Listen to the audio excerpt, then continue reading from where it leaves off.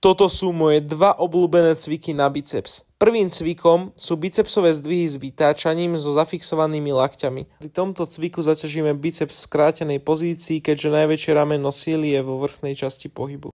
Čiže teraz po slovensky, aby to pochopil úplne každý, zoberme si, že máme ruku, bod otáčania máme teda v lakti, keďže teda vykonávame flexiu v lakťovom klbe, následne teda nejaká hmotnosť, ktorú máme v ruke, ktorá pôsobí smerom nadol vďaka gravitácii. A teda čím dlhšie je rameno sily, tým zložitejšia je tá časť pohybu pre daný sval. Druhým cvikom sú jednoručné preacher curls na stroji, kde precvičíme biceps v predĺženej pozícii, keďže teda túto je rameno sily najdlhšie v dolnej časti pohybu. Keď si v tomto prípade znova nakreslíme ruku, bod otáčania, ktorý je taktiež v lakti, keďže neustále vykonávame flexiu v lakťovom klbe, a nakreslíme si váhu, ktorá pôsobí smerom nadol vďaka gravitácii. Na vlastné oči uvidíme, že v spodnej fázi tohto cviku je najdlhšie rameno sily. Pre porovnanie tu je obrázok